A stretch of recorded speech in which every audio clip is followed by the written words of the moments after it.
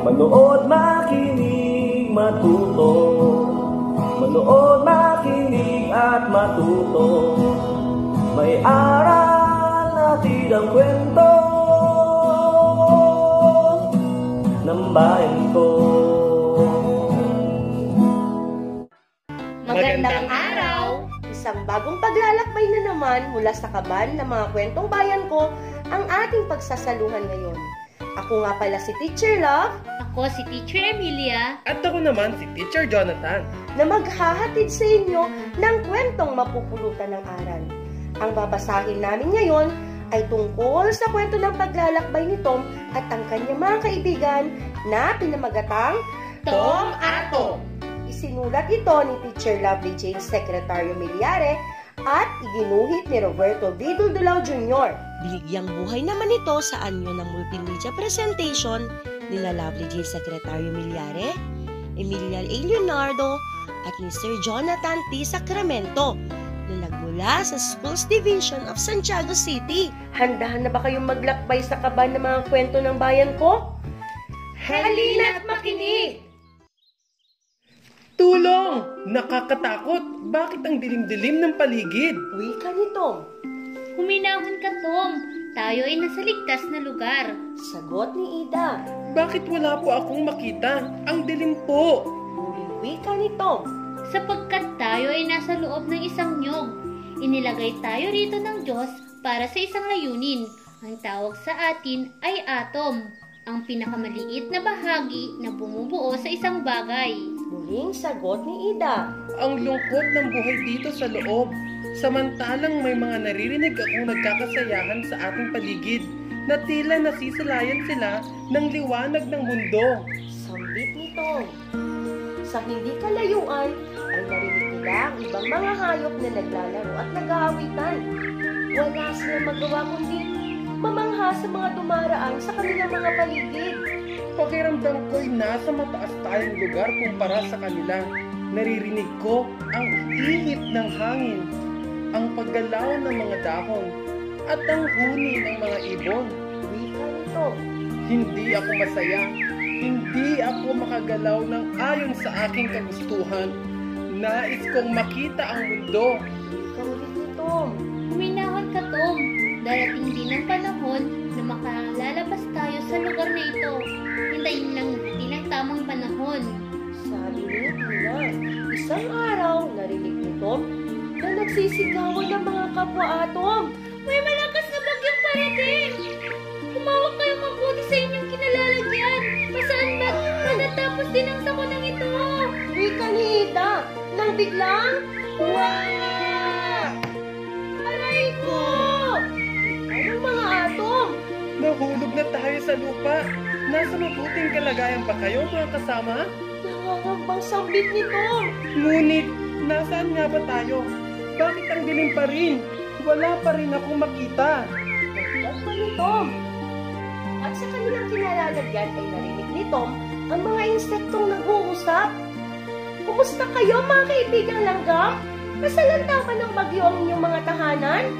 Wika ni Tipaklong. Oo, kaibigang Tipaklong. Nasira ng baha ang aming kaharian. Heto nga't naghahanap na kami ng panibagong lugar na aming matitirahan.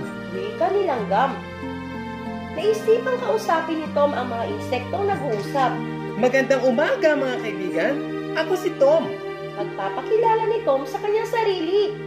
Nagtaka ang mga insekto sa boses na narinig. Nasaan ka? Bakit hindi ka namin makita? Wika ng mga langgam. Nandito lang ako, malapit sa inyo. Dito sa lugar kung saan madilim ang paligid. Pagpapaliwanag ni Tom, hinanap ng mga insekto ang pinanggagalingan ng boses. Laking gulat ng mga insekto nang mabatid nila na nasa loob ng niyog ang kanilang kausap. Nilapitan ng Tipaklong ang bunga ng tuyong niyog. Totoo ba na nariyan ka sa loob ng niyog? Paano ka napunta sa loob ng bunga? Namamanghang wika ni Tipaklong. Sabi ni Ida, kami ay mga atom, ang pinakamaliit na bahagi na bumubuo sa isang bagay. At kami ay kasalukuyang nasa loob ng isang niyog. Paliwanag ni Tom. Natuwa ang mga insekto sa narinig. Mga kaibigan, nais kong lumabas dito. Nais kong makita ang mga bagay na nakikita ninyo. Ayoko nang tumira dito sa loob ng nyog. Malungkot na wika ni Tom. Naawa ang mga insekto sa kalagayan ng mga atom. Nagpasya ang mga insekto. Kaibigang mga atom, simula ngayon ay dadalawin namin kayo dito sa burol tuwing hapon. Maglalaro kami at ikukwento namin sa inyo ang lahat ng mga bagay na aming nakikita. Wika ng mga langgam. Tuwing hapon ay naglalaro ang mga insekto sa tabi ng nyog. Isinama pa nila ang iba pa nilang mga kaibigan. Kumusta mga atom? Ako si Ban, isang paro-paro. Nasa tabi ko rin si Ling, isang bubuyog. Simula ngayon ay ituring niyo kami mga bagong kaibigan. Nandito kami upang pasayahin kayo. Wika ni Ban. Natuwa ang mga atom sa narinig. Masayang-masaya kami at nandito kayo para alalayan kami. Salamat sa pagkakaibigan. Sabay-sabay na wika ng mga atom. Huwag kayong mag-alala. Wika ni Ling. Darating ang araw na makakalabas din tayo sa madilim na lugar. Dinala kayo ng Diyos sa loob ng nyog para sa isang malaking halaga. Maniwala tayo na bahagi tayo ng pagbalanse ng ating ecosystem. Kayo ay magkakaroon ng layunin pagdating ng araw. Dagdag ng wika ni Ling. Salamat at pinalakas ninyo ang aming kalooban. Wika ng mga atom. Nagdaan ang mga araw nang may naramdamang pagbabago si Tom. Mga kasama, nakikita ba ninyo ang munting liwanag na nakikita ko? Lumalabas na tayo sa loob ng nyog. Masayang wika ni Tom. Tuwang-tuwa ang mga atom sa nasaksihan. Ang lawak ng mundo, napakakulay. Ang dami kong nakikita. Wika ni Ida. Narinig ng mga magkakaibigang insekto ang mga atom. Maligayang pagdating dito sa ibabaw ng lupa, mga kaibigang atom. Masayang wika ng mga insekto. Maligaya rin kami sa aming mga nakikita. Wika ng mga atom. Kayo ay tunay naming mga kaibigan sapagkat hindi nyo kami iniwan. Totoong napakaganda ng mundo at lalong gaganda dahil nandito kayong mga kaibigan namin. Wika ni Ida. Pagdaan ng panahon ay lumaki ang nyog at sila'y naging ganap na puno. Tumingin si Tom sa paligid. Hindi lang pala tayo ang mga naririto sa burol. Madami pala tayo. Kinausap ni Tom ang mga kapwa puno ng nyog. Mga kaibigan, kamusta kayo? At masayang kumaway ang mga dahon ng kapwa puno ng nyog.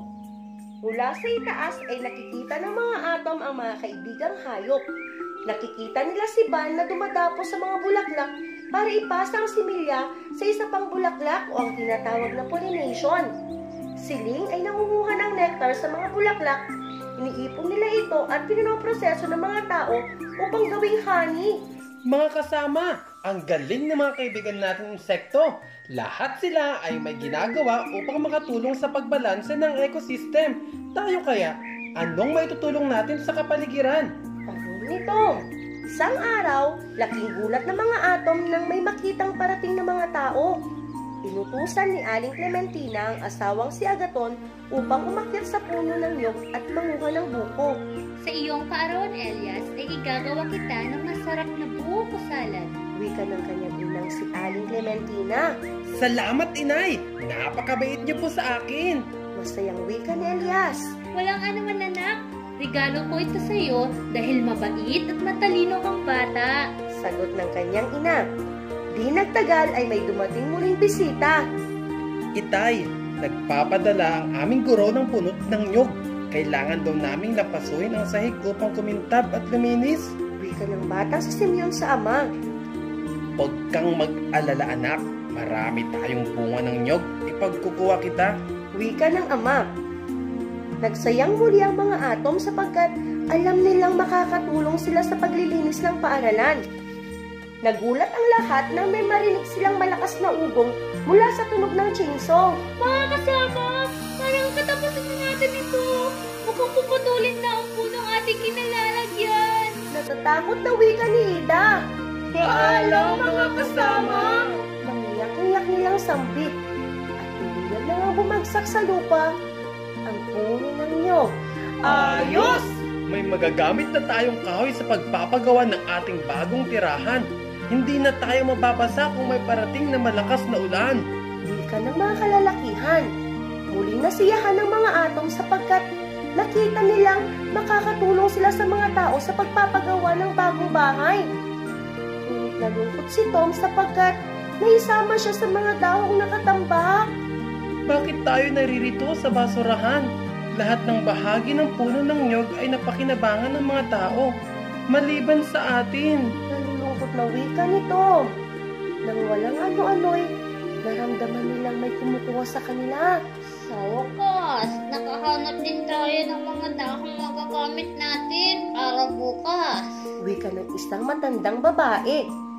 Nagtaka ang mga dahon kung saan sila idadala ng mga taong kumuha sa kanila. Naramdaman nilang sila'y iniikot-ikot. Natutuwa ang mga atom sa nararamdaman. Pinaumagahan ay nagulat sila sa kanilang nasilayan. Araw ng palaspas at sila ang bida. Ibinawagayway ng mga tao ang mga dahon upang mabendisyonan ito ng pari. Ang gawaing ito ay ginagawa bilang pag-alala sa isang pangyayari sa Jerusalem noong panahon ni Jesus. Nagsaya ang lahat ng mga atom. Sila ay napabilang sa puno ng nyog na punong-puno ng pakinabang ang bawat bahagi. At dyan nagtatapos ang kwentong Tom Atom. Hanggang sa muli, paalam! Ang mga kwento ng bayan ko ay mula sa amin ng Bureau of Learning Resources at ng mga Learning Resources Management Section ng Kagawaran ng Edukasyon. Manood, makinig, at matuto.